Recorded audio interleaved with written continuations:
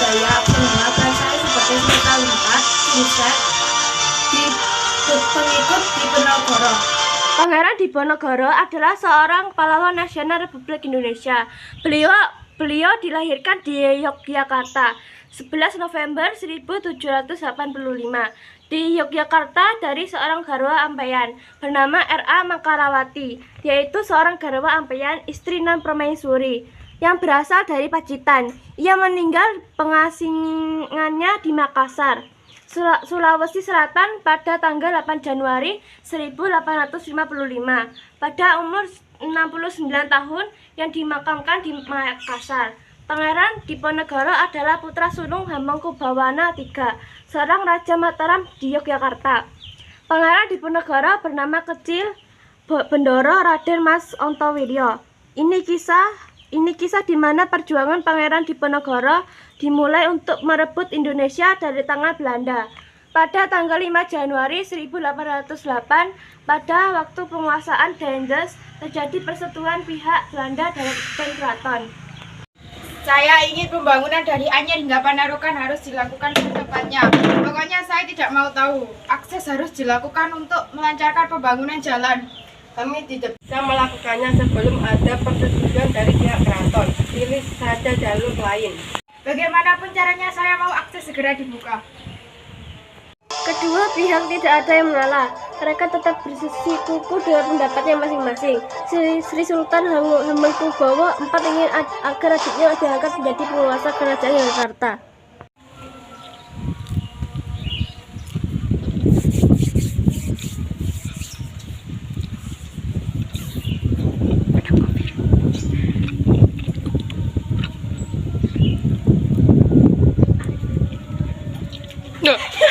Sistem birokrasi mulai kacau. Dengan menaikkan tahta adikku, hal ini akan membantu sistem birokrasi kerajaan kita. Tapi Tuan, bagaimana bisa Sri Sultan Hamengkubuwono V dapat memimpin di usia yang masih sangat muda? Pada tahun 1823 datanglah residen Belanda.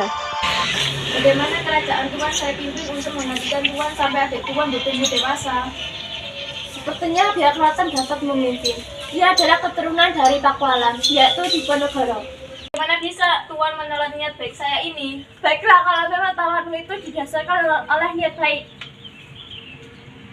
Saya berjanji akan meningkatkan kesejahteraan rakyat di kerajaan Yogyakarta, Tuan. Suatu hari di keraton, Simsek tidak menepati janji yang dibuatnya kepada Sri Sultan Hamengkubuwono IV. Pada kenyataannya, banyak rakyat yang sengsara selama masa kepemimpinannya. Suatu hari datanglah seorang bangsawan, putra dari Hamengkubuwono III, yaitu Pangeran Diponegoro. Pangeran Diponegoro gusar dan tidak puas dengan kepemimpinan Simsek yang jauh dari kesejahteraan rakyat. Sejak peristiwa tersebut, Pangeran Diponegoro memulai pemberontakannya terhadap Belanda karena menganggap tindakan Belanda sangat merugikan rakyat. Maaf, kenapa Anda duduk di sini? Badanmu kurus seperti seseorang yang kekurangan makanan. Bagaimana bisa makan, uang saja tidak punya. Saya rindu kepemimpinan Tuan Sri Sultan. Pemimpin dari Belanda itu sangat jauh berbeda dari Tuan kami. Pemimpin Belanda itu kejam sekali dan memiliki hati. Tidak memiliki hati. Ya, bagaimana bisa makan, uang saja tidak punya. Saya rindu akan kepemimpinan Tuan Sri Sultan. Pemimpin dari Belanda itu sangat jauh berbeda dari Tuan kami. Pemimpin Belanda itu kejam sekali dan tidak memiliki hati. Entahlah, keuangan kerajaan pun mulai mengalami kebangkrutan akibat ulah pemimpin. Kalau itu ya bisa membantu, lebih baik kita coba saja. Mari. Simsek memerintah untuk membangun jalan dari Anyer ke Panarukan. Maka pergilah penjaga kantin itu ke kediaman Pangeran Diponegoro untuk meminta kompensasi. Pangeran Diponegoro segera mencari pinjaman ke seorang kapten dari Tionghoa. Setelah Diponegoro memberikan uang kompensasi kepada pihak keraton, Simsek menghasut rakyat itu sehingga Diponegoro memutuskan hubungan dengan pihak keraton. rakyat merasa mendapat keuntungan juga dari hasil kerjasama dengan Belanda. Diponegoro akhirnya menyatakan perangnya terhadap Belanda. Cepat kita pasang dahulu patok jalan raya ini. Apakah kita sudah mendapat izin dari Pangeran Diponegoro untuk memasang patok-patok itu?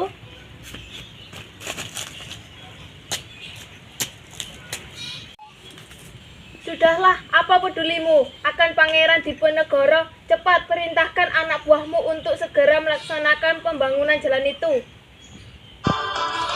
Pangeran Diponegoro mengetahui akan hal ini. Ia sangat marah karena patok-patok yang dipasang itu melewati makam keluarga Pangeran Diponegoro.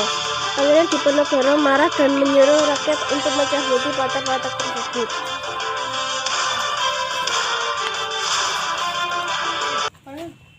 Kalian mencabuti patok-patok ini, cepat pasang kembali. Kamu tidak takut akan Belanda? Pangeran Diponegoro sudah meminta pemerintah Belanda secara baik-baik tetapi tidak dihiraukannya. Sudah.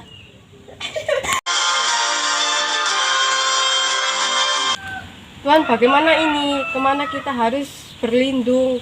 Keadaan kita semakin sengit dan kita tidak memiliki tempat berlindung. Mari kita pergi ke Selarang dan bangunlah goa untuk berlindung. Siap Tuan, kami akan melaksanakan dari perjuangan melawan Belanda. Kemudian Pangeran Diponegoro menyusun siasat perang, merencanakan untuk menyerang Keraton Yogyakarta dengan mengisolasi pasukan Belanda. Sebagai pemimpin, Pangeran Diponegoro didampingi oleh Pangeran Mangkubumi Kalibasya serta Kiai Majen sebagai pengawas spiritual dalam perang ini. Perang ini semakin meluas hampir di seluruh Jawa. Karena itu Belanda berusaha meningkatkan kekuatannya. Belanda mengalami kesulitan untuk mengejar Pangeran Diponegoro yang selalu mengirim serangan dalam skala kecil dan mendadak. Belanda menawarkan 20.000 ring kepada rakyat yang bisa menemukan Pangeran Diponegoro. Akhir cerita, Pangeran Diponegoro tertipu dengan siasat Belanda dan ditahan di Semarang.